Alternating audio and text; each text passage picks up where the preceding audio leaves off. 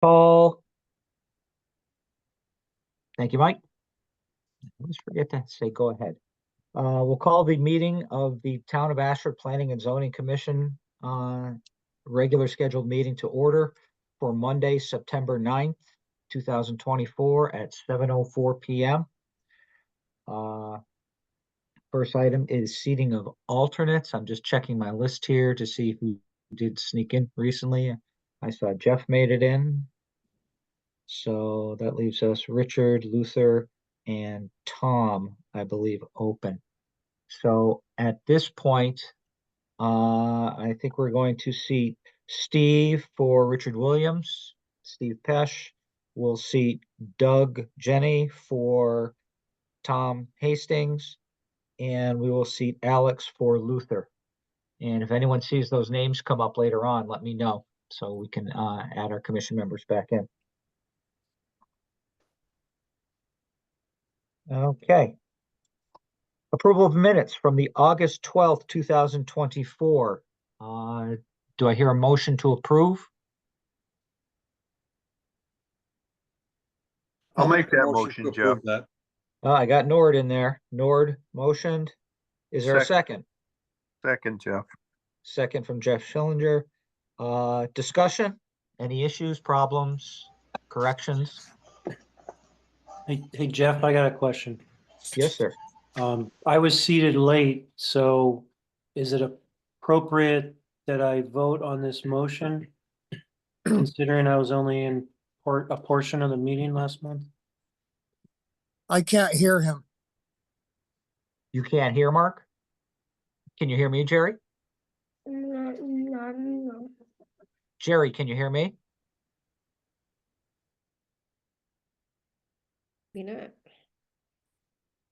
Someone else want to talk to Jerry for a second, see if he hears them? Jerry, Jeff wants to know if you can hear him. Can you hear me? This is Mark. Mark, I hear you just fine. I'm asking Jerry if he can hear me, and he has not responded back. Okay, I just I lost the sound. I got it back now. Okay, very good. Okay. And Mark, I was just trying to see when you came back in. It's Doug, Jeff, and it was 7:30. I was seated. Lucas. Oh, I thought it was Mark saying he came in. No, this is Doug Jenny. I'm referring to the last meeting. Yes, I was yes. seated half an hour into the meeting started. I'm questioning whether or not I can vote on the minutes of the meeting last month.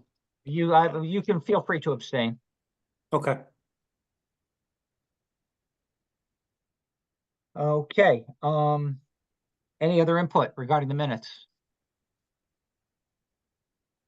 Hearing none, hearing no corrections. There's a motion and a second. All those in favor of approving the minutes of August 12th, 2024 signify by saying aye. Aye. Aye. Aye. All those opposed? Abstentions. Mark Schnobel. Mark. Jerry Dufresne, abstain. Doug Jenny as well. And Hug. Okay. 1, 2, 3, 4. And Steve. Yeah, okay. So I just want to make sure I had a quorum to cover that. So it's so moved. Very good. Opening up to public comment at this point.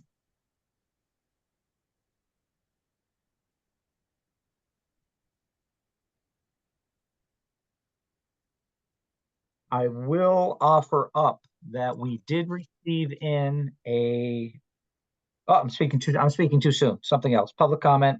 I hear no public comment. We'll move on. Bills. The only bills I see is for one of our ads for $412.90. Boy, I can't wait for that law to change. Anything else, Mike, that didn't make it on here? Nope, that's it. Okay. Or Mark? Any of you're aware? No, nothing that I'm aware of. All right.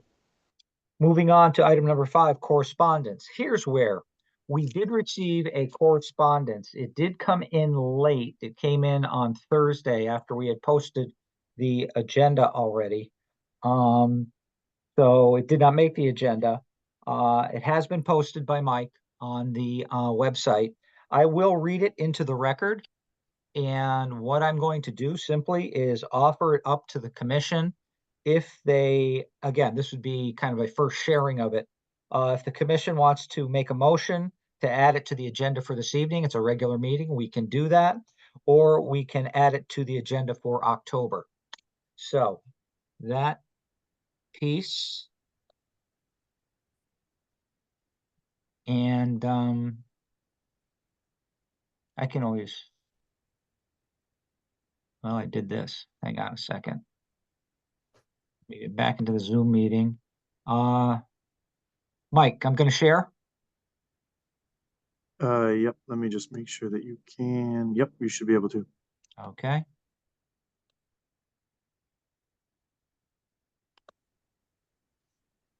Okay, to the Ashford Planning and Zoning Commission, Town of Ashford. Can everyone see it okay? I can see it.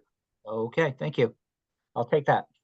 Town of Ashford, 5 Town Hall Road, Ashford, Connecticut, 06278, September 5th, 2024. Commissioners, I'm writing to express my concern with the conduct of recent PZC meetings and the unclear statement listed on the agenda. I will reference the agenda for the upcoming meeting on Monday, September 9th, 2024, and the previous meeting on Monday, August 12th, 2024 as 2 examples. Regarding the unclear statement, each agenda lists the following statement under public comment. Public comments limited to topics or items not otherwise listed on the agenda. During the August 12th meeting, as well as many previous meetings, several members of the public have been allowed to make comments on items clearly on the agenda. The practice of allowing these comments seems to violate the published agenda and also leaves those who attempt to follow the rules at an extreme disadvantage. I will also note, at no time during the meeting were comments allowed or solicited regarding items on the agenda. I believe clarification of this agenda item is required. When is the public allowed to speak regarding agenda items? My additional concern regarding conduct of the commission is limited use of available resources. At no time did any member of the commission seek input from local resources in attendance at the meeting on August 12th. This raises several questions regarding adequate research and resource use by the commission. Finally, I question the purpose of continuing the all virtual meeting format. The opportunity for the public to attend a meeting in person and voice their concerns face to face with those elected to represent them is paramount to how our system works. Regards, Paul Varga. Okay, I'm going to stop sharing at this point. And I leave it to the commission at this point. Does anyone want to make a motion to add this to the agenda, or would we prefer to have it added to the agenda for October? Jeff, I'll make that motion.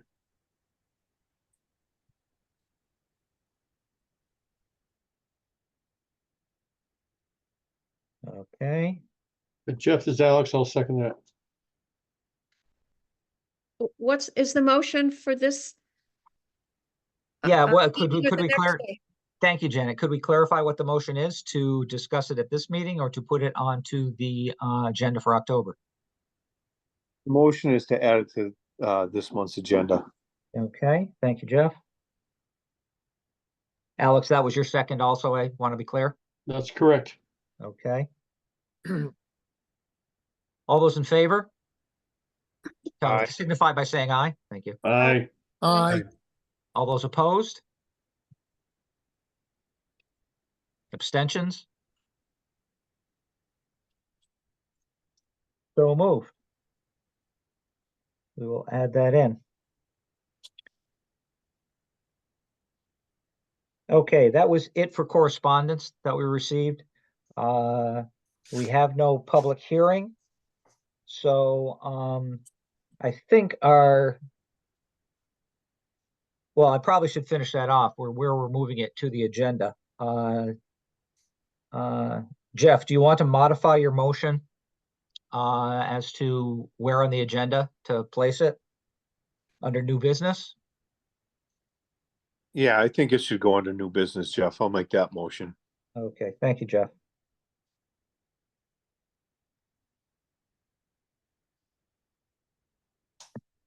All right, very good. That's just a housekeeping thing as to where we put it. So I'm not going to go through a full voting and all that too, unless someone is really stipulates, has strong feelings on that. Okay, moving on to unfinished business. Commission discussion continued on the IID zone.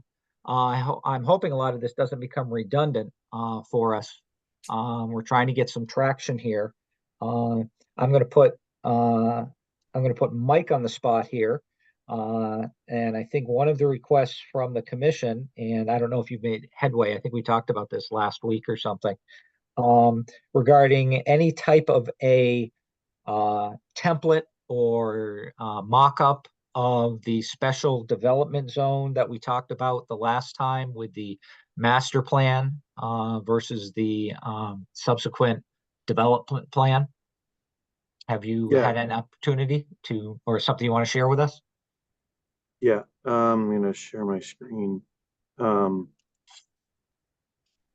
So again, I still, I think where things are based upon the discussion that at least I've been kind of listening to is we're not necessarily in a point of consensus as far as the nuts and bolts and maybe the trajectory of what the commission wants to do.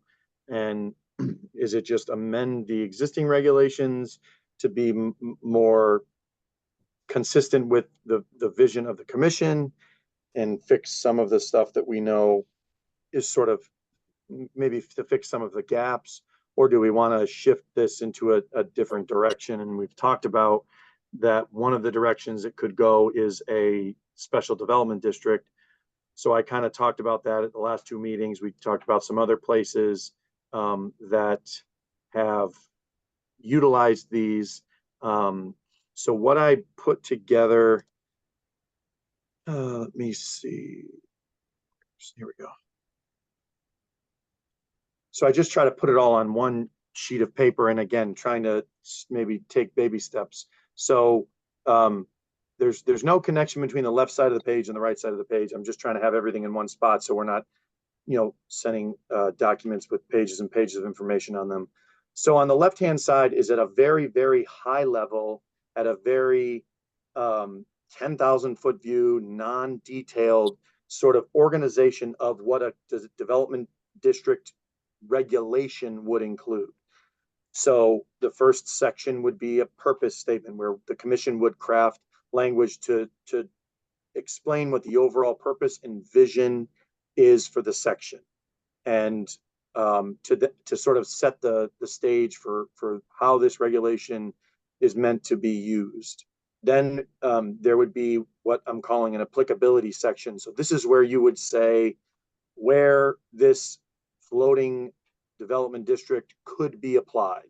So you might say it's, someone could apply this zone to any parcel currently zoned IID. You may say that it shall include parcels within the IID and at least 10 acres, or that they have frontage on a state road. So this is where you establish siting criteria. So because again, the development district is something that exists conceptually. It sort of, call it a floating zone. We draft it and it exists on paper, but the commission, unlike other zone designations, is not going to take the step to change a parcel's zoning designation from something that it currently is to this development district. So what we do is we draw the box around the parcels or the areas that could have this zoning change, and then we leave it to the applicant to do that as part of their development process.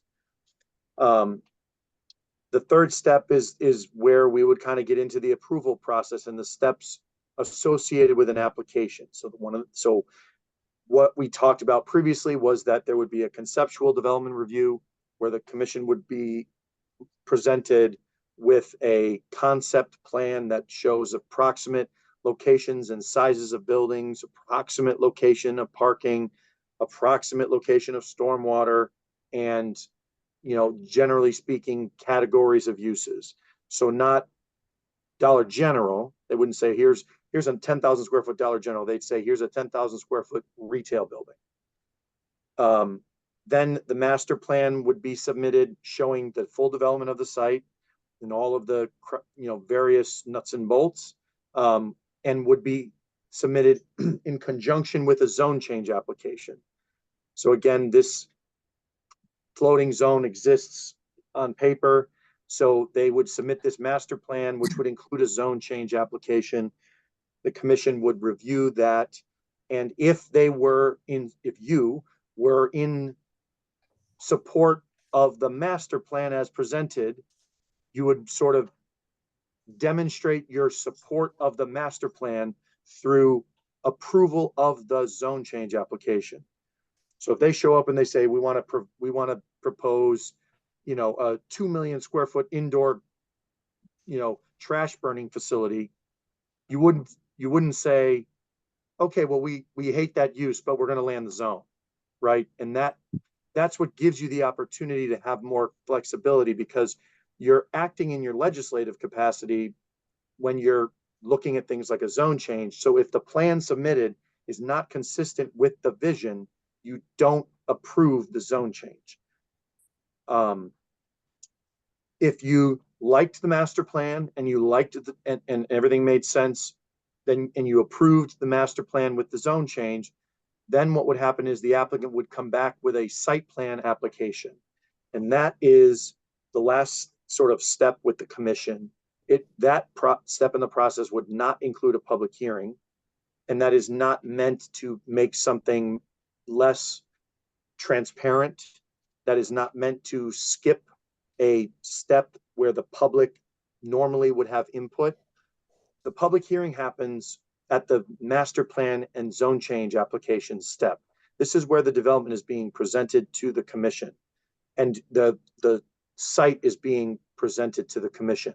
The site plan application, by statute, a site plan, it has to be in compliance with the regulations and the master plan.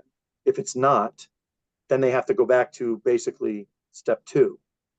But if a site plan application is submitted in compliance, based on the Connecticut general statutes, it has to be approved within 65 days, or we have to tell them why it does not comply. So the reason why there's no public hearing at this step is because the only thing they can do is come back with a fully engineered site plan that is compliant with the master plan that was approved by a public hearing.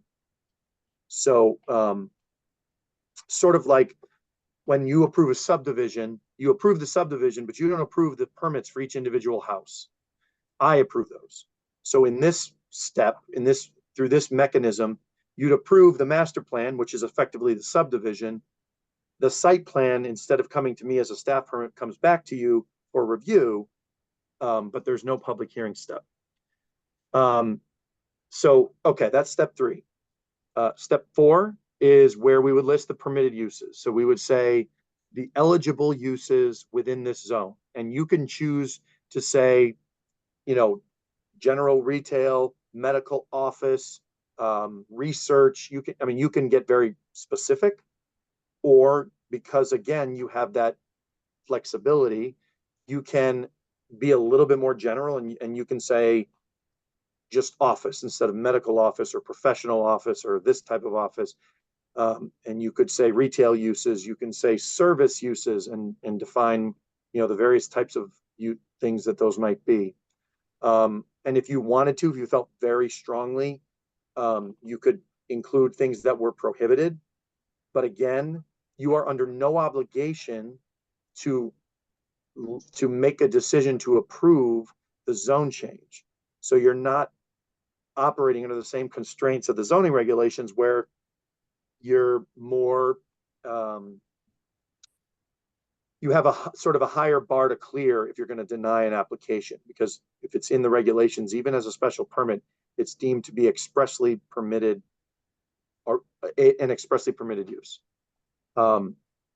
Last section, sort of generally would be design considerations and performance standards. So this is where you talk about building design, building scale, the massing of buildings, maximum structure size. That's something we've talked about a lot. So this is where you'd say, regardless of the use or maybe specific uses, any individual structure cannot exceed 100,000 square feet, 250,000 square feet, whatever you guys ultimately land on. This is where you might establish lot coverage, this is where you would, look at the high level setbacks. And then you talk about things like stormwater, low impact development. But again, these things are not, this is not a standard zoning regulation. So we wouldn't say in the special development district, in whatever we call this, the setbacks are 25 feet from the side and 50 feet from the rear. That's traditional zoning. That's what we already have. You might say, shall not be less than this for a certain use. Or you may say, generally speaking, that you want landscaping buffers between adjacent uses when, a building or structure is within 100 feet of a property line. But the idea here is to really get high quality site and building design in a manner that is most appropriate for the parcel. And so whether the setback is 25 feet, 28 feet, or 19 feet, we don't want to get hemmed in and say, well, now we've got to cut down this whole stand of mature trees and we've got to move this curb cut and put in this retaining wall because the setback is 75 feet and, we're going to be 60. The idea is the commission through that master plan process would say, listen, we really want to preserve this area. We want to stay away from that back property line. So we want you to move this building as close to the road as you can so we can stay as far away from that open space or that residential zone or whatever. And so you work with them on that building siting so that you end up with the best design for the parcel. And that may change project to project or parcel to parcel. And so just, I guess, quickly I'll end with on the right-hand side, it sort of gives that overview that I kind of went through in step 3 that just shows the steps in the process. So again, we're not cutting out a public hearing. We're not cutting out an application before the commission. This is not a pass on zoning regulations and criteria. This is not a way of taking things that are currently in the regulations and saying they wouldn't apply. It's just sort of flipping the process around and trying to bring the commission and the applicant together at an earlier stage in the process.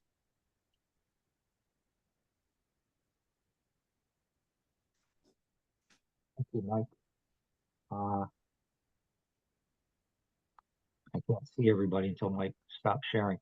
But questions from the group? Yeah, I have a question. Go ahead, Janet. So Mike, when somebody comes to us with the master plan and requests a zoning change, I don't know how to put this. Is it like what happened when we had the text amendment? I mean, if we don't like it for whatever reason, like if we say, I don't know, if it's something that's going to be noxious, do we have the right to just say no, or what criteria do we have to show? So you could certainly, and it would be, suggested that as part of the approval process, we include some guidance for what the commission will be looking for when reviewing an application. However, with a zone change application or a text amendment application, you are acting in your legislative capacity. You have that legislative hat on. And what that means is you're not bound by the same sort of decision-making methods as you would be if a special permit comes in. So, we've got it on the agenda later and everybody's interested in it. So for example, short-term rentals. Short-term rentals are a use which are in the zoning regulations by special permit. So what that means is you've already told people you can conduct this use here. You may want to give them conditions of approval. You may have modifications to the application or the way that specific use is conducted that you want to make. But you can't just flat out deny a special permit use because you don't like it or there's public opposition because you're not acting in that legislative capacity. You've already acted that way by putting that use into the regs. With a zone change and a text amendment, when you put that legislative hat on, you have much more flexibility to simply say, you know what? We don't like it. It's too much. It's too close. It's too big. It's too tall. It's too this. It's too that. You don't need to kind of get into the nitty gritty when you're making those types of decisions. So you certainly want to make sure that there's discussion as to why you might deny it. There's discussion as to what might have changed your opinion. But if someone comes in and has a use and a building that you don't like, and you say, listen, I'm sorry, the use just is not fitting, the building is just too big, and therefore we're not going to approve it. You can do that because you're acting legislatively. Thank you.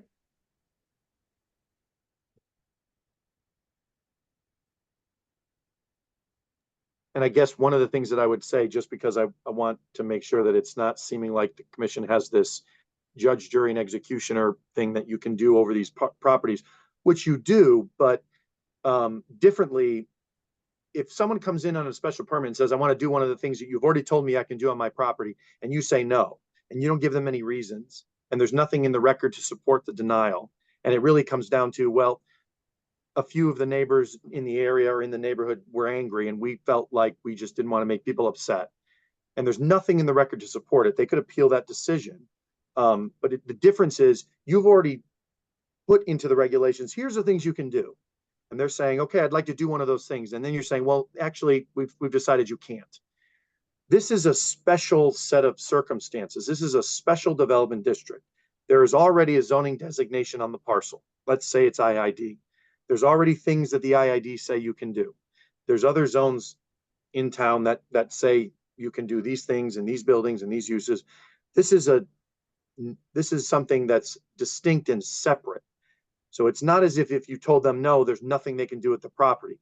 The IID in this case already has things that can be done. So you're not stripping them of their rights to use the property in any way.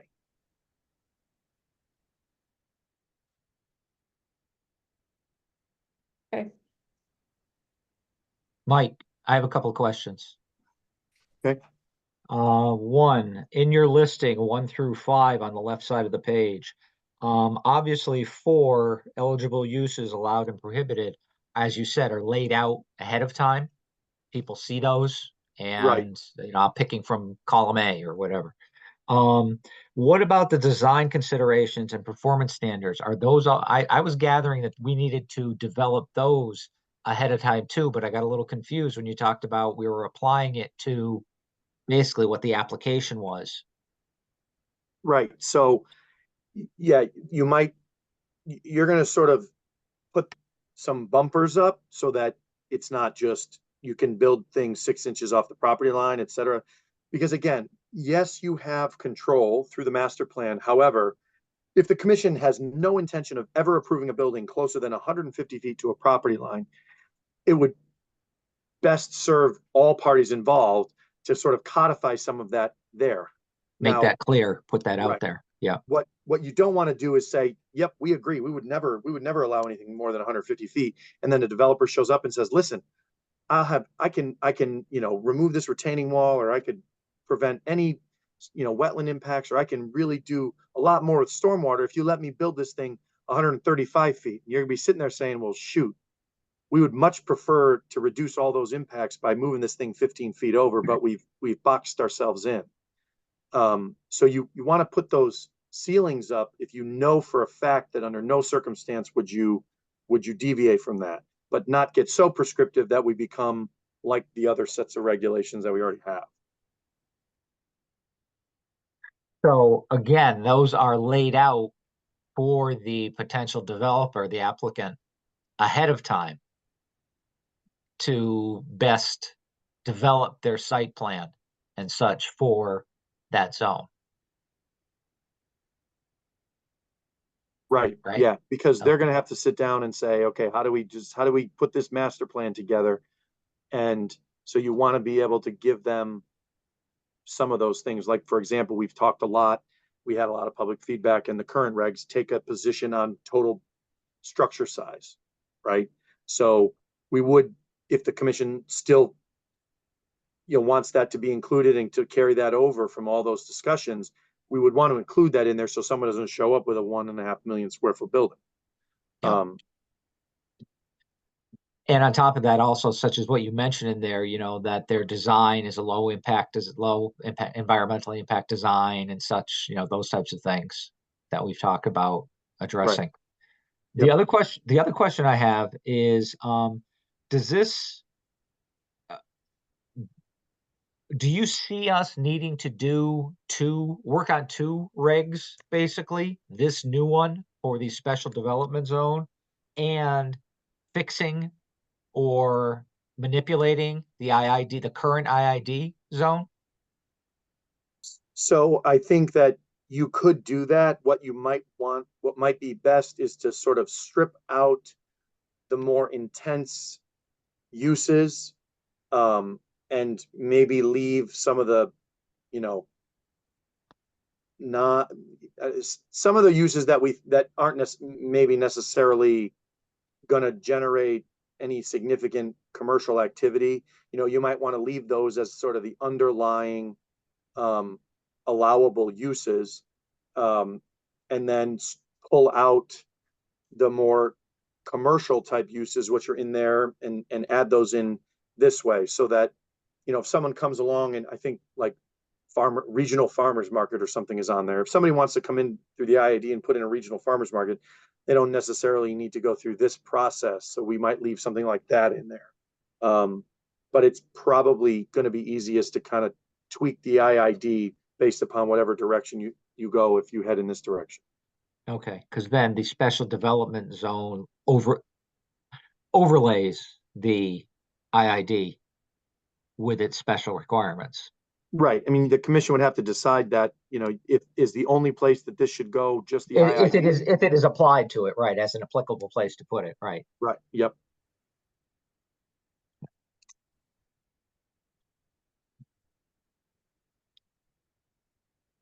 Input from other commissioners.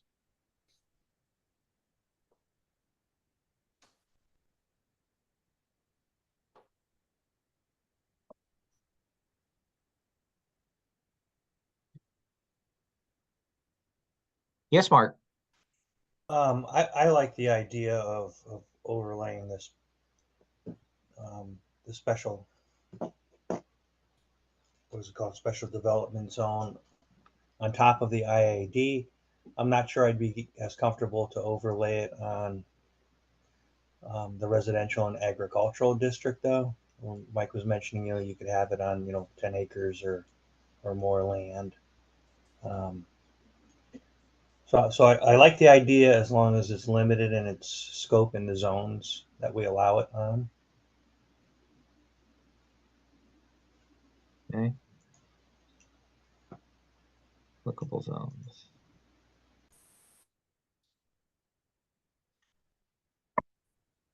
Any other commissioners? Mark, your hands up again. Did you have something else? Nope, just forgot to Okay. lower it. No problem. I always do that. Hi, Jeff, it's Doug. Hey, Doug. This is a pretty big departure from the way our regulations are set up today. I don't know. I think I just need some time to digest it and think about it, as opposed to making a decision tonight. Oh yeah. We're not. I don't see us doing any type of decision tonight. Obviously, Okay. on this, I think we're just trying to get some input. And I do want to, as as Mark stipulated in his, he thinks it's a good fit. It isn't necessarily a good fit for all of our zones, such as, even I agree that the residential agricultural, this might not be a good fit for. Would it be a good fit for a commercial area for us? Any of our commercial zones? Potentially. Does it definitely have a function for the IID? Yeah, I think so. That's one of the reasons we're having the discussion. So Yeah. I think you're similar in your input, what you were referring to. Yeah, and I guess as Mike was walking through the presentation, I was only specifically thinking IAD in my head. I didn't even get to commercial or residential agriculture, so I haven't even gotten there yet. I think we need to take baby steps. Okay. Thank you. No, nobody's mentioned the Cattle Rock property. It might be appropriate for that property, I think. Perhaps, I guess the way I look at it is that's in a specific zone. I think that's residential agriculture at the moment, but I need to go back and look at the regs to confirm. Yeah, I'm pretty sure that is. That's interesting. Good catch, Janet.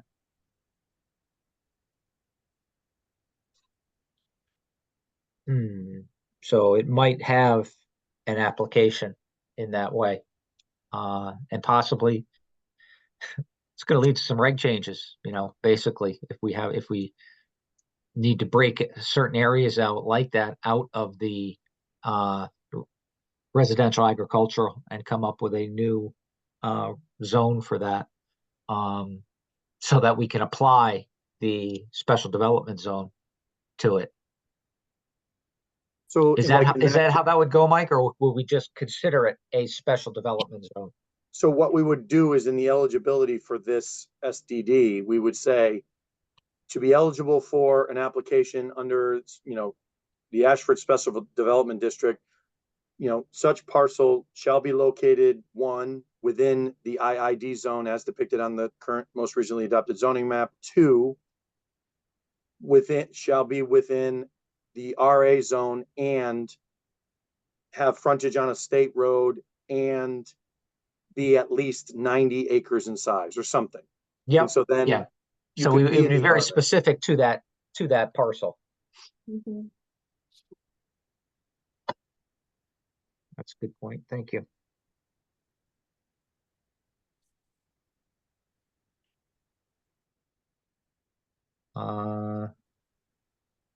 Doug, Jen, Nord, any input? I think there's some good considerations in that procedure.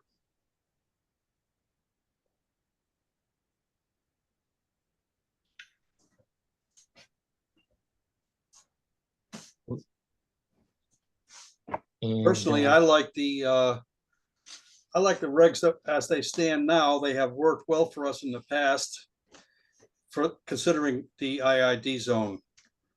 It put a stop to unwanted development, and I think that they did a good job doing that. But to fine tune it would be okay.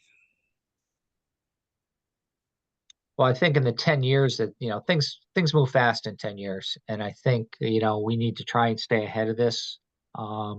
Obviously, the thing you always hear when you talk about somebody in planning and zoning is, so what'd you do to stop a Walmart from coming in or whatever, like that. And, we have to be aware that expansion's taking place and to both protect our town but make sure it allows for growth. It's the same balancing act we talk about every single meeting to be able to maintain fiscal situation in town that isn't a burden on the taxpayers and keep people in town, but still allow for the proper amount of growth. There are a number of towns in Connecticut that of our size that also have state roads running into them and such, making up a major part of their highways and byways that are of a rural character, if you will,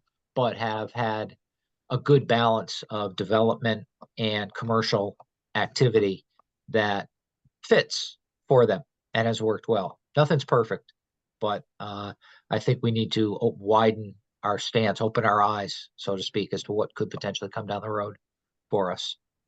And it isn't a matter of bracing ourselves to stop it. It's a matter of embracing it to make sure it fits for what we want, for what the citizens in the town want.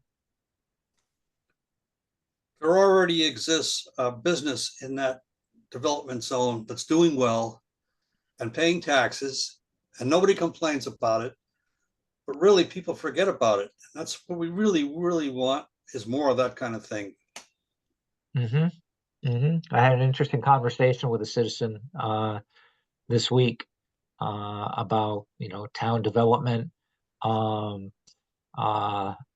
looking at, he was talking to a town planner. Now, the town planner he was talking to used to be in West Hartford, and Mike's town, and was very influential in trying to bring in the right type of businesses. Let's have a coffee shop. Well, we're gonna have a coffee shop, but we're not gonna have another Dunkin' Donuts franchise, go in somewhere. We're going to want it to be something that for the community, to have a business owner in there who is interested in the community and things like that. Again, it might sound a little uppity, but it really really kind of defines who we are and what most of our citizens have said they're looking for here. Any other input?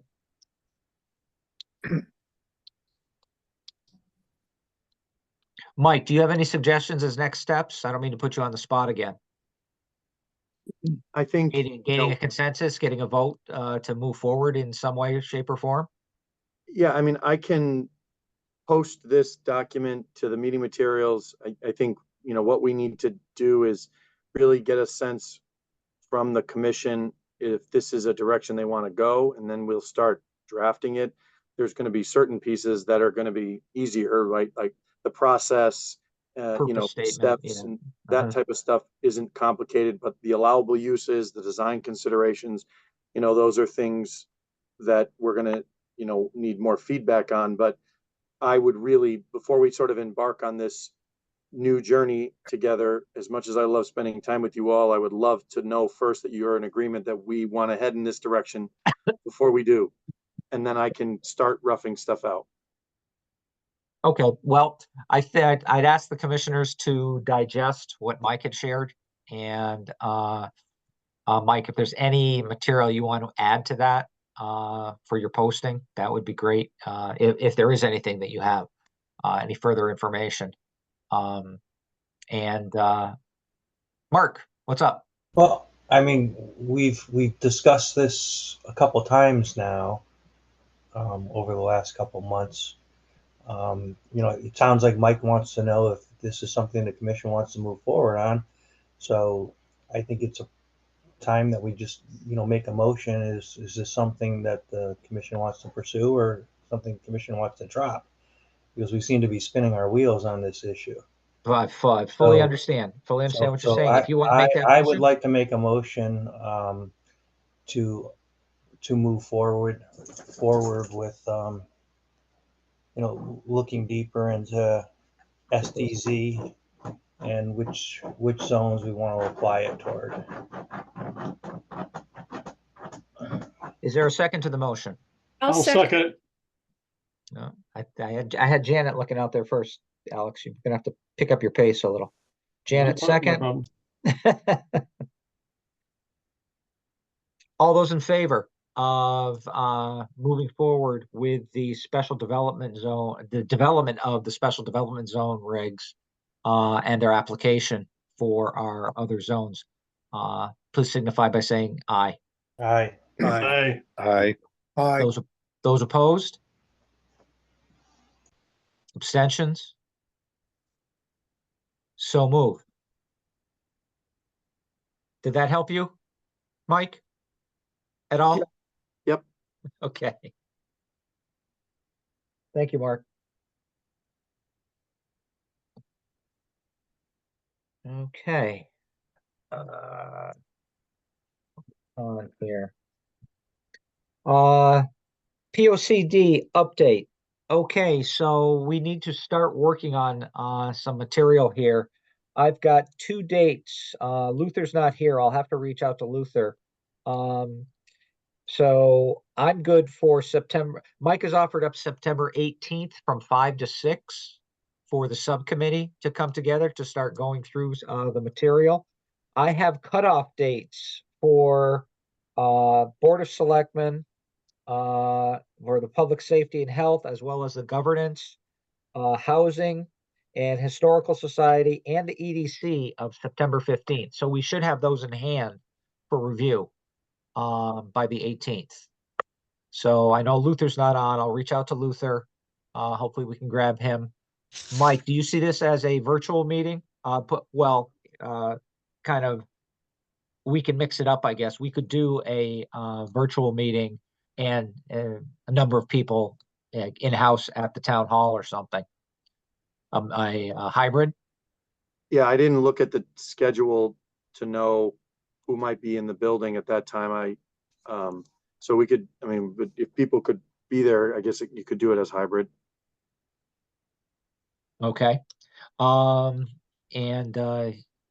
let's see. Yeah, we'll see about that. And I will reach out to our citizens, Christina Sebo and Nora Galvin, that had reached out to us to be part of the committee, which is great.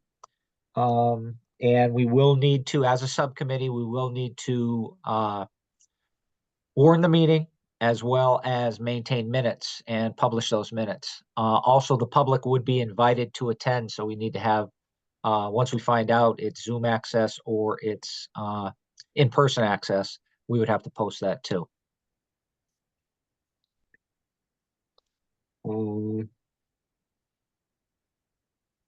The only one I haven't heard from yet is education, so I need to reach out to the education group, Cynthia Ford and Polly Borshevitz at the school there, to find out what their status is. And I know the school year, they've been busy with the school year starting up, so. But we should have those others in by September 15th. I know the Board of Selectmen's been working on theirs, EDC's been working on theirs. I need to touch base with Jessica in the housing area anyway, so I'll see what the status is on that. And I'll reach out to the Historical Society too, just kind of give them a heads up, light a fire, see what we can do to get that information in. What I will do is I will provide the information that I have received to Mike, and I think I'll wait on that. I'm going to wait on that until we've been able to review. I'd rather not give a bunch of material that is like in its original version until the committee's been able to come together and look at that. And then we can post it after that for the members and then share with the members at a meeting. I think that would be a better way to go. Again, if anyone is interested in joining the subcommittee, again, we've got Janet, Luther, myself, Christine, Nora, and we'll take anybody else who has an interest in becoming part of the POCD group, putting the document together. Any questions?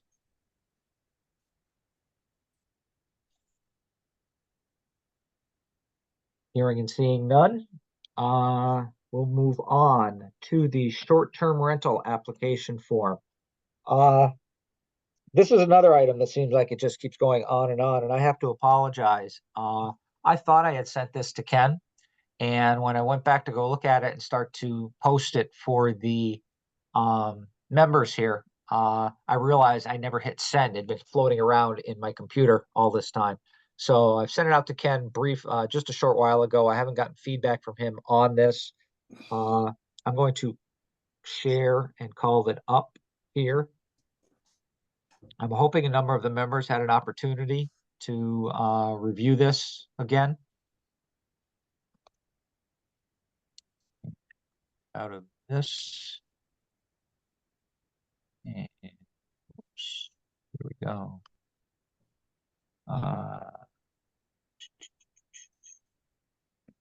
Where did it go? Short-term rental app.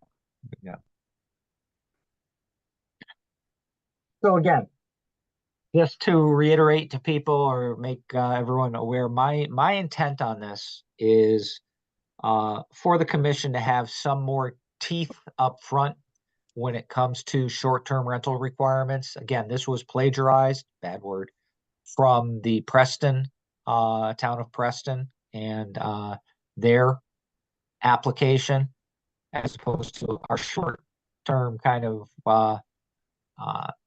one pager or half a page application that we have. And it gets into a number of different areas. Again, I'm feeling that if people are vested, if they are willing to go through this, I'll use another V word, vetting process, and provide this information, that they are probably going to be pretty law abiding and not get into some areas that we've had difficulty with when it comes to short-term rentals. The other question I get on this is, is it in our purview? Is this something the town does want to try to regulate? I mean, there are a number of areas. We've got the 2 lake areas and lake associations that have expressed, the need and the want to try and regulate this in some way, which again are citizens that we represent. So there seems to be a need, if not a formal request for this, to have us try and do something about this. Mike, have you heard anything from a statewide standpoint regarding short-term rentals recently? Not specifically. There was that recent Supreme Court case that was decided. But it seems like it's really going to come down to what the regulations say in the town that may be looking at this use. It's not sort of been seen, at least so far, as this far-reaching, everybody's going to, use this to inform how they deal with things moving forward. So other than that, not really, no. How did that case result? Did it go for the town, or did it go for the owner? It went for the owner. It did. Okay. So I haven't read the full details, but essentially the way that their regulations were written and the way that that case unfolded, the town could not make a distinction between the single family use and the short-term rental. So my understanding is what not to hear from that summary is short-term rentals are single family homes. Like that if that was the takeaway from that case, and the courts are saying short-term rentals are synonymous with single family homes, then everybody that has this issue would be saying there's nothing we can do. Short-term rentals are single family uses and we can't regulate them. That the case didn't really decide that, because they were really focusing on the way that the zoning regulations in that town were written and how they'd been interpreted and modified over the years. And so they stopped short of really saying what everybody else in the state ought to do. Okay, thank you. Thank you for that synopsis. I appreciate it. So again, with this document, we start out with some general information regarding owner, applicant, address, description of the project, site improvements and such, square footage of the structure, again, just about the structure itself. They need to provide this information. Eastern Highlands Health District. I don't know if Eastern Highlands does. Again, this form needs some vetting. That's what I'm hoping Ken to be able to give us some information on, as to whether it's been approved by Eastern Highlands for short-term rental use. The annual permit, number 8, the ZEO or agent thereof, resident state trooper, town planner, to inspect the property. Any type of concern is brought to the attention of the zoning enforcement officer for ceasing rental of the property until it's resolved. Again, please initials, so we make know that they've seen those parts of it. I don't know. Instead of me going through this, I don't know if Mark or Janet, I know this was near and dear to your hearts. Have you had an opportunity to go through this more? I did. I looked through Anyone? it. I thought it was Mark Schnubel. I thought it was Yep. thorough. I like the application. Okay. Yeah, this is Janet. I thought it was pretty good too. I did have some questions on the first page. It mentions a letter from the Department of Transportation for work within a state highway right of way. I would think if it's a home, they've already got a driveway, or I'm not sure why that's needed, and why they would want to go to inland wetlands. I don't understand that either. And number 6 on the front, copies of approval letters from all applicable agencies, Uh-huh. inland wetlands and CBA. as applicable. I So don't know. that- I don't know. At least that's as applicable, whereas the letter from the Department of Transportation does not say, oh, it does say as applicable also. I'm not sure. Well, maybe Ken Slater would, I just don't know when that would be applicable. It seems, I just wonder if we even need to have that in there or why it's in Okay. there. Like,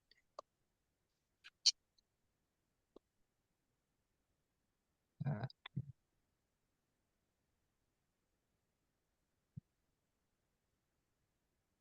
okay. Questions regarding those items? But I think I- it's a good idea, as you said, I think it lets the owner know that we're serious uh, and hopefully that they're serious too. Yeah, exactly. About being a good renter, so to speak, a good applicant. Okay. Any feedback from anyone else? And if you're waving at me or anything, I can't see you right now, so you'll have to speak up.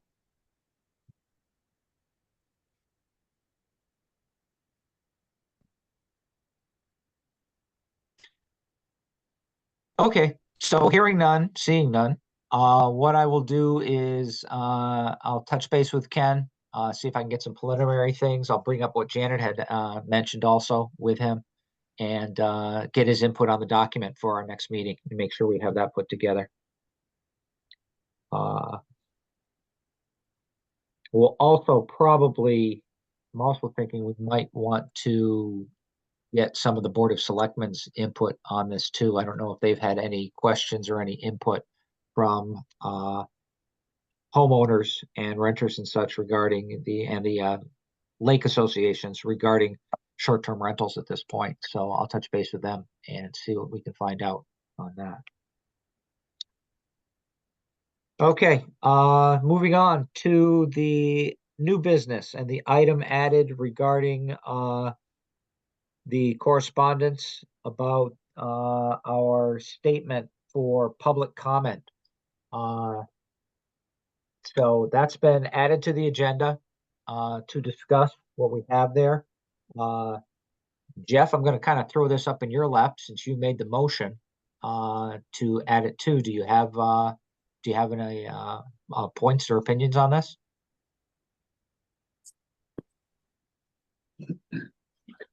Yeah, I do, Jeff.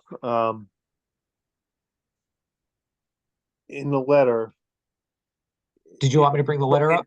it questions, no, I have it here. It Okay. questions, the public comment and stuff that's already included in the agenda. If public comments are limited to topics or items not otherwise listed on the agenda, then items in the agenda should not be discussed in this portion of the meeting. Secondly, if we, after discussion of that, secondly, the last paragraph, finally, I question the purpose of continuing all virtual meeting format. I've also questioned that myself and wonder why we're still doing this in this format.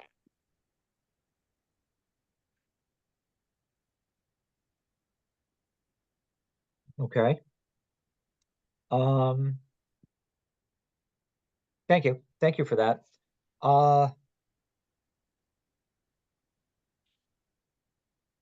I guess one of the things when it comes to, as I see it, I mean, I was able to put down some notes here, is that public comments limited to topics or items not otherwise listed on the agenda. Maybe that statement needs to be addressed in that what we don't want people doing is making oh, I'm sorry, Nord, your hand was up. Go ahead, Nord. Paul Varga is here at the meeting. Why don't you ask him to explain his complaint?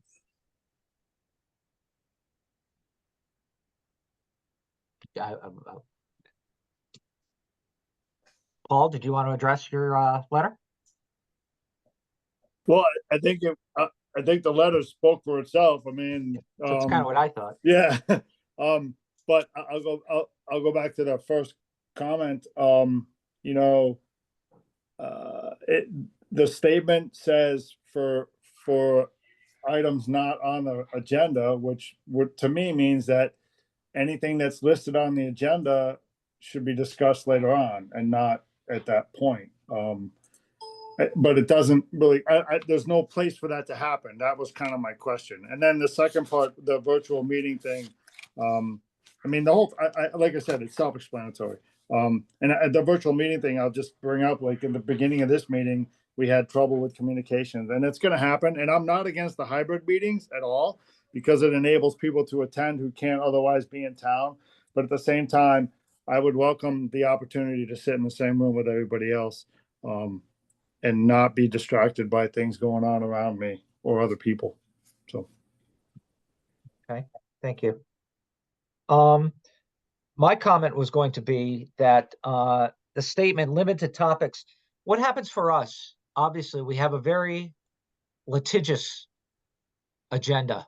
When we have hearings on ours or we have applications, and I've said this in the past, anytime we go to training, usually what they hand us when it comes to training for planning and zoning is a book full of court cases to learn by. So to have public comment that allows for discussion on a hearing item or something like that is inappropriate. I mean, we should not have that and have that allowable. And again, I know every item is not a hearing. I mean, even tonight's discussion of the discussion on the IID zone, someone could have, in public comment, could have said a statement about it, and we've had that in the last few times. I think the commission has been very flexible. Even though the statement might seem rigid, I think we've been very flexible in allowing the public to comment, to wander somewhat, to go to areas on the agenda. But again, not those areas that have an actionable item due on the table. As I said, a hearing, an application that needs to be motioned on for either approval or acceptance or whatever.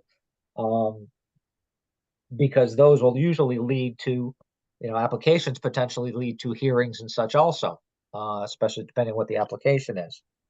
The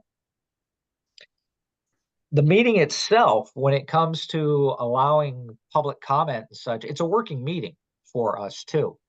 I know we had a situation before where we had the public comment open for people to make a comment, but it's not a free-for-all. It's not a give and take. It's a meeting of the members of the commission. As I said, every item is not leading to a hearing, but it's not a back and forth either. Even when we have public comment, it's not open for back and forth. We're happy to add things to the agenda if someone brings something up that either isn't on the agenda or causes us to take what we had on the agenda and extend that and bring it up again. As for resources, we have had speakers invited to come in, members of the public to come in and speak to us with their backgrounds. But it's not a citizen free-for-all. We seek their input. We do surveys. We do our hearings. Again, we bring in speakers as resources.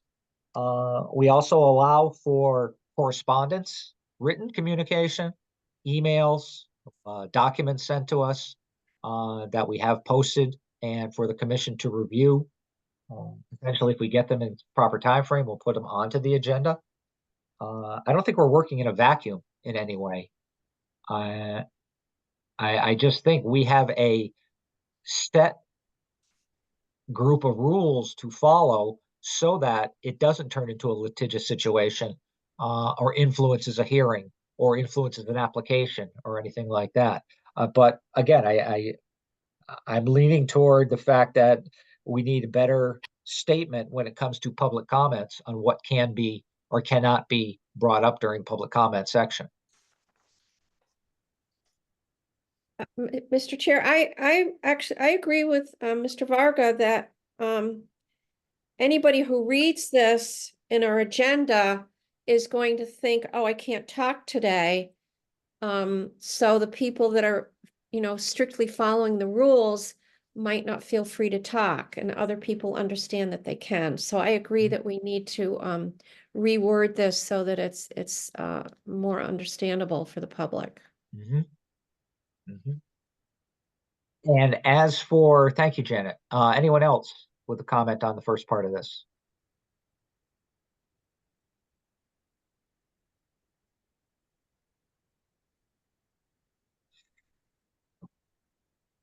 Now, as for the second part regarding the virtual nature of our hearing,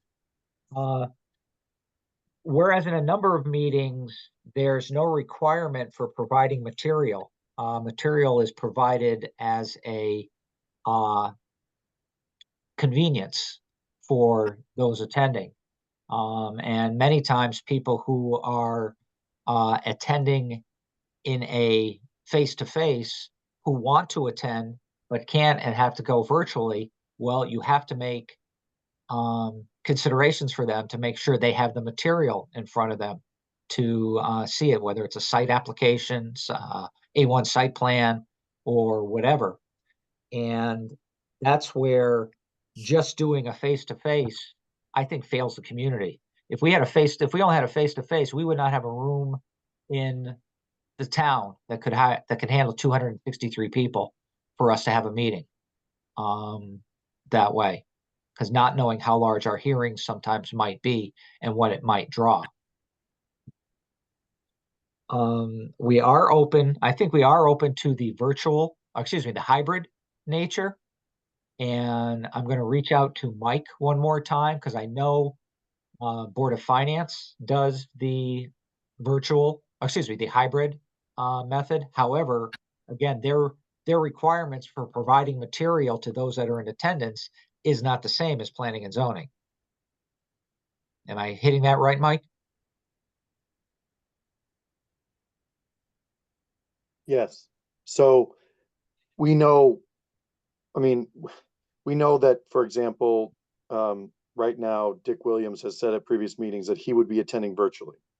So the statute says that if a member of the if you're having an in-person only meeting, statute says that if a member of the public says, I can't attend the meeting in person, I can't get to town hall, I want you to have a hybrid meeting or a virtual meeting. Statute says you do not need to grant that request. However, if a member of the commission says, I would like to attend virtually, you are obligated to address and accommodate that request. And in that accommodation, they need to be able to see, listen, watch, and speak in the same manner that everybody else in the room is. So what we run into is if this was a public hearing application, for example, and someone is standing in front of the commission in the room and says, okay, I've taken some photos of the front of my house so that you can see how far away it is from my neighbors. And they hand that to the commission. We have no way of showing that currently to those members participating virtually. And that's where we have a little bit of a hitch in the accommodation because we schedule these hearings. I send notice to the newspaper 3 weeks in advance. And so if we have everything up front, that's not a problem. We post it online, everybody attending virtually or whatever has all the meeting information well ahead of the meeting. However, that would basically mean nothing could be introduced during the public hearing, which of course is never the case. So I've talked to some folks recently. I've talked with Sherry in the finance office about how we can get this done in short order. We know what we need to be able to do all of these things. It's just a matter of identifying, how to acquire it and get it set up in the room. So we have a plan in place. I am not in the position of being able to execute it, but that's where this commission differs a little bit from some of the others.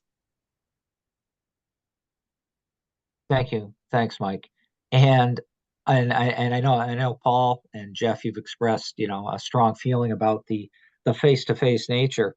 But I don't think in this day and age that a face-to-face encounter is paramount to how our system works, as was expressed in Paul's letter. I think making as many people available, or making our meetings as available as possible to as many people as possible, is what makes our system work. We offer, again, a number of different ways to communicate, besides the face-to-face, the virtual presence, as I said, the written communication. But I think including as many people as possible as opposed to excluding. And if that means because of every day isn't a beautiful day like it was today in September here in Connecticut. And if that includes, weather issues that keep us separated, but can allow us to come together and have meetings and move forward. If it's size, or as Mike had mentioned, providing the materials that by law we're required to provide even to our own members at this point. If we were to do this, we need to have a good system in place when it comes to virtual and, the hybrid virtual face-to-face meetings. So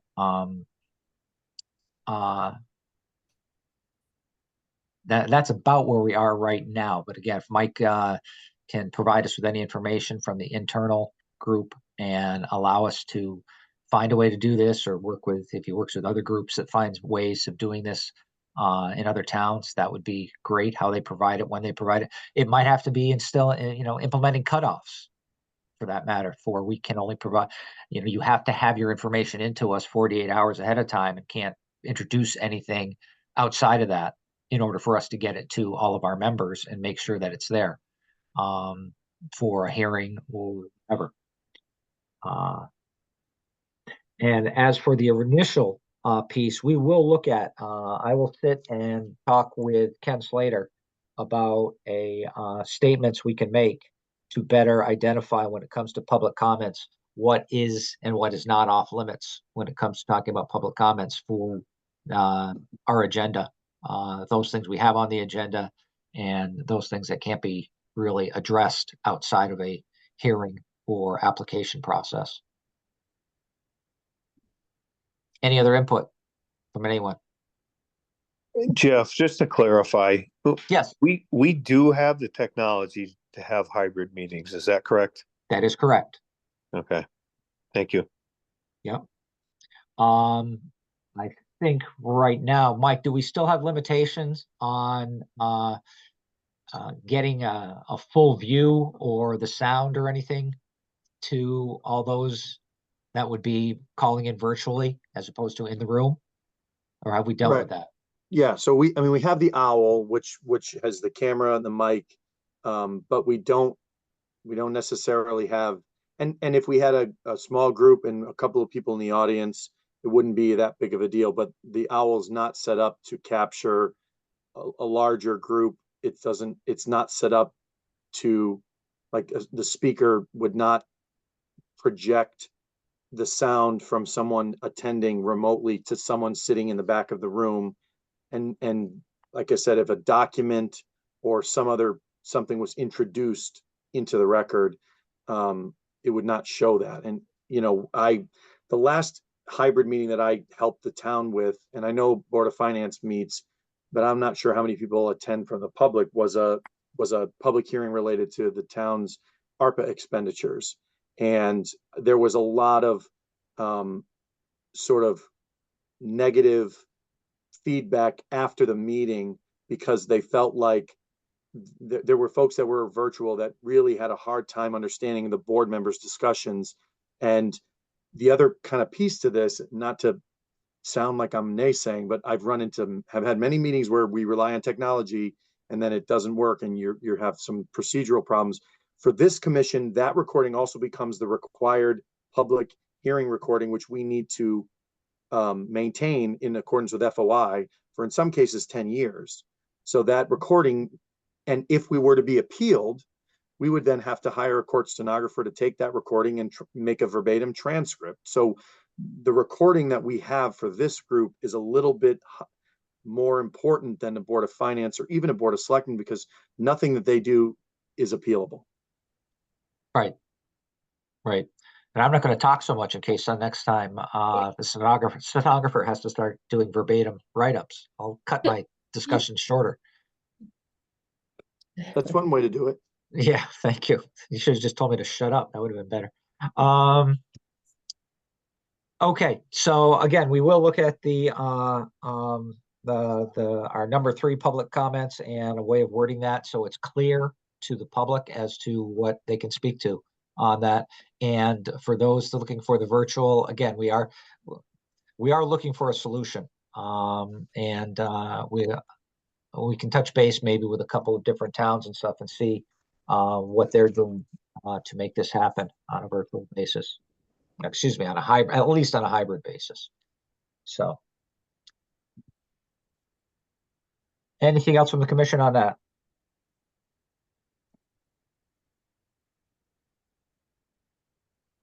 No? Okay, thank you. Paul, thank you for your input. We appreciate it. Jeff. No new business after that. Zoning officer report. Mike, anything you got?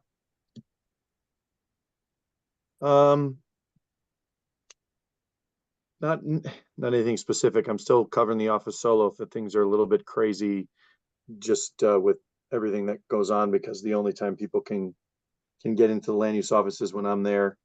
I think we're hopeful. I haven't touched base with the first selectman, but I think that there's been some movement with at least interviews for replacing Katie's position. So I believe they've offered the position to someone. okay, so that should free things up so that we can operate a little bit more normal. So it's kind of just been grinding things through. I think as of about a month or two ago, we have a new wetlands agent. I think I probably mentioned that through NECOG. So getting him up to speed with stuff, and there was a lot that was kind of lagging because we didn't have an agent. So we're cranking through some of that stuff. So it's just kind of been head down, boring stuff. And John Filchek retired from NECOG, correct? I don't know if he retired or is about to retire, but if it hasn't happened, it's imminent. Okay. Those of you who don't, John's been the director for a number of years. Nora, do you have your hand up? I have a question for Mike. On the new house that's going in on James Road, approximately how many acres is the lot size? I don't know specifically how big that parcel is. I think it's fairly substantial. I can tell you.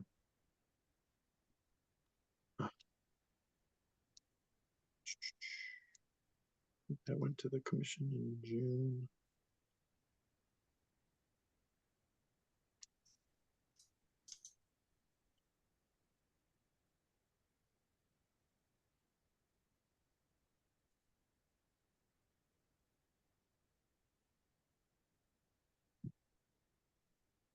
$142.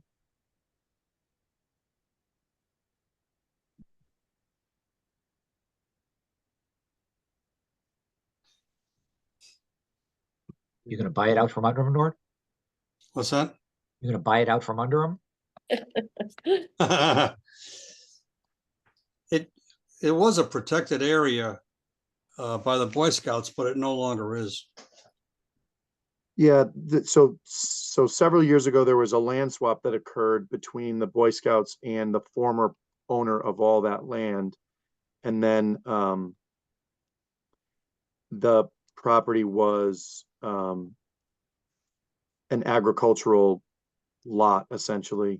And then it came back before you. I'm trying to remember which meeting that you guys looked at the application to basically demonstrate that it met the requirements and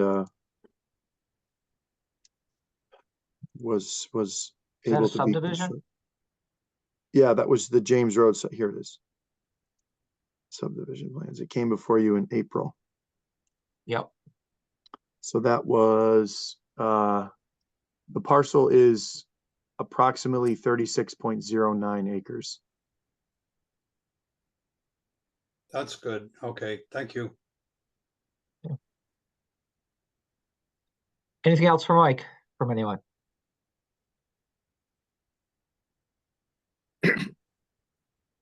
Hearing nothing. Mike, thank you for everything. all your input tonight. Really appreciate it.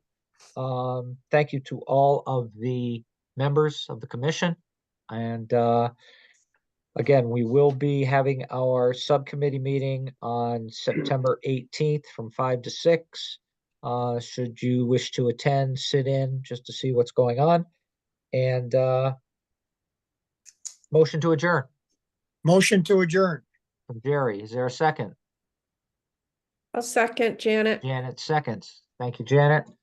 This down, Jerry, Janet. All those in favor to adjourn? Aye. Aye. Thank you all.